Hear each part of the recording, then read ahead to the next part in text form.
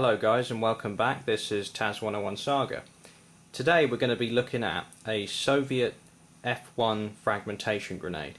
If we look at Soviet grenades from kind of the First World War to the Second World War, it's quite an interesting example of grenade development, so I'm going to cover some of that today. Now, as many of us know, Operation Barbarossa commenced on June the 22nd of the year 1941. That was the long-planned invasion of the Soviet Union by Germany.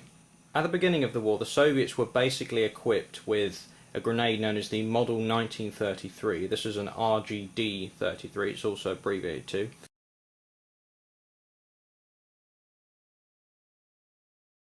This is often said to be the standard early war grenade.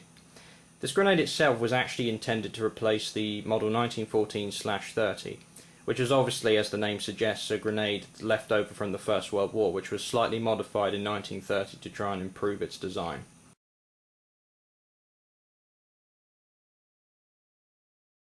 The problem with the 1933 or RGD-33 model that replaced it was kind of an overly complex grenade to manufacture and also to use.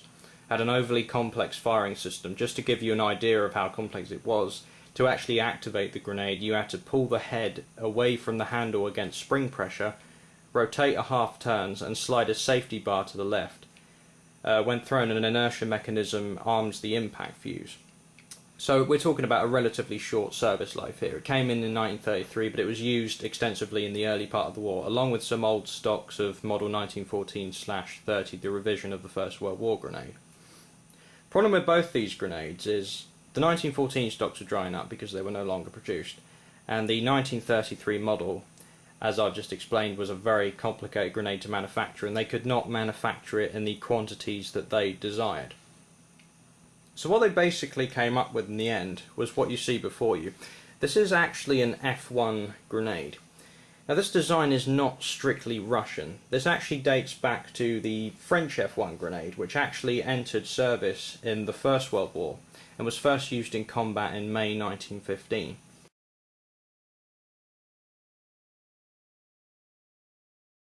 The French model was actually referred to as the Fusante. Sorry if I'm pronouncing that wrong, my French is not excellent. Fusante number 1. This new weapon was actually inherited from experience of the first months of the war, and the shape was made to be more modern rather than the kind of stick grenades we're used to seeing. For example, the German potato masher was a common kind of grenade appearance that you would see. The shape was designed to be more modern. It had external grooves for an extra grip on the grenade, which is what you see with these grooves. Now, these are also designed to fragment. The second expectation proved kind of deceptive, since the explosion in practice didn't actually give more than 10 fragments, although the pattern was actually designed to spit into up to 38 fragments in theory. Now, the problem with this is this grenade, although it's actually an effective grenade, it's designed to be a defensive grenade, it was still slightly time consuming, but they did use these throughout the war. There was another grenade known as the RG-42. It was basically a cheaper version using the same igniter assembly, but constructed of a tin canister with a fragmentation sleeve and a TNT filling of approximately 120 grams.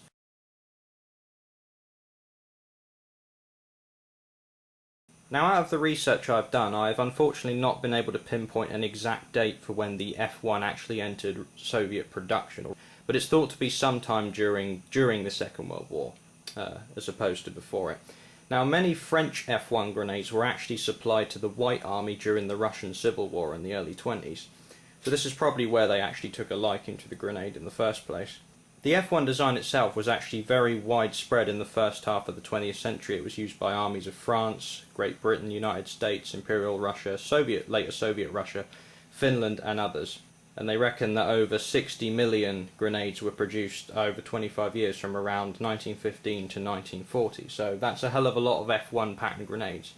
Obviously not all of them look exactly the same, but they're all sort of modelled off the French model of 1915. This particular one is a Polish manufacturer. I'm not sure if you guys can sort of see the Polish markings there.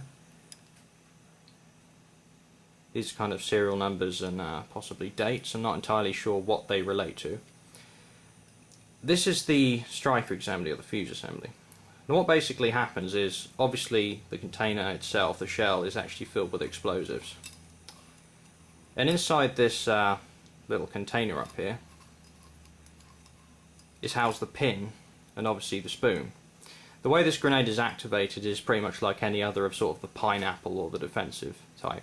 Basically hold the handle in place, and normally these would not be bent out so sharply, but that's just for retain it.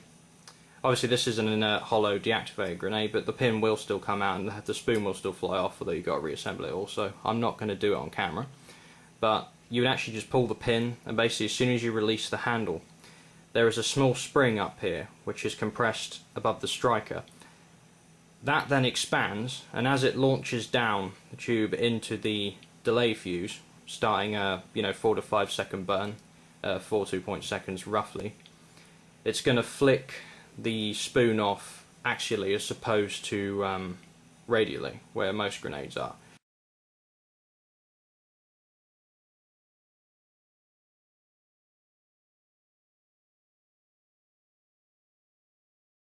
Now if you look at, for example, the American pineapple grenade, which was in service in the Second World War, this assembly was kind of internal, so what would actually happen is the handle would flick off, but you wouldn't have any of this. This was mounted externally on the F1 model. Now, I'm not sure exactly why it was done that way, but it's just kind of a unique sort of system in appearance. Obviously these grenades are absolutely mass produced and they've been used by a lot of countries, so they obviously must work very well. These grooves are designed to ease fragmentation. Obviously, path of least resistance, the thinner metal, these fragments are going to sort of fly off, possibly into smaller chunks. Pretty heavy grenade overall. You could throw it up to 30 to 45 meters depending on how good your throw is. Now an example of what sort of situation you would use a defensive grenade in. As the name suggests, it's actually more suited to throwing in a defensive role. For example, let's have a scenario here. If you were with your platoon and you were, say, protecting the flanks of a trench, either the front line trench or reserve trench, if you were suddenly attacked by a swarm of enemy infantry, given, say, trench warfare scenario, this sort of grenade is going to be a lot more effective to throw into a formation of enemy advancing infantry than an offensive type grenade. Now there's a simple reason for that. These tend to have slightly less charge than an equivalent offensive grenade. Now the reason for that is obviously these grenades are not huge, they're designed to fit into your hand and designed to be a bit more compact than having a giant wooden handle. It makes up for that by having much thicker casing, much wider, fragment dispersion, actually up to 200 meters. Realistically, you're looking at 10 to 15 meters sort of lethal radius of the blast of this grenade, possibly more. It just sort of depends where the fragments hit somebody, kind of thing, but these fragments will fly out very fast. There's a lot of chunks of metal in the air. If we compare the thickness of this to what you can see here, this is the head. It's actually a reproduction, but luckily it's one of the better ones, apart from this. Now, this is a typical example of a defensive grenade. Now, obviously the handle is normally on, but I've removed it just for compactness sake. This is very tinny. You're not going to hear anything like that tapping this grenade. If we look at sort of the thickness, you can just sort of tell how thin that is. That's why with these kind of grenades, including the Russian RGD-33, which was sort of the predecessor to this and the RG-42, that actually had a fragmentation sleeve, as did the German model.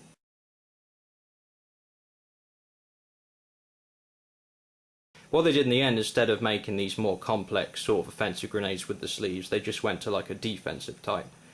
And these sort of became the norm along with the RG-42 once the stocks of the older sort of offensive grenades were used up. Because these are sort of a lot more deadly over open ground and rely more on fragmentation and shrapnel effect to kill rather than something like this which relies more on concussion and sheer blast in sort of a confined space, this sort of grenade has to be thrown whilst taking cover. If you're going to throw this over flat ground at somebody, it's best to lie flat on the ground after you've thrown it, or at least get some cover. This is a perfectly fine sort of grenade to throw in a bunker, because obviously bunkers have thick walls, so nothing's going to come back at you as long as you're taking cover properly. But that's essentially how the grenade operates. It's a defensive style. It's simply just depress the spoon, pull the pin, launches a striker, starts a slow burning delay fuse about 4 to 5 seconds, ignites the main charge, and bang, you have a lot of very lethal fragments flying around. Not the nicest thing that mankind has ever invented, but it sure is an interesting part of history, and millions of these have been thrown in wars all over the world since kind of the First World War.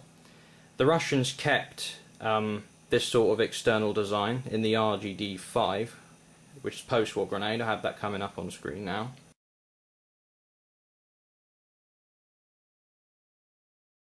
And that's basically a short history of this pattern of grenade. These are accurate if you get, obviously not the Polish model, but the Russian model for reenacting.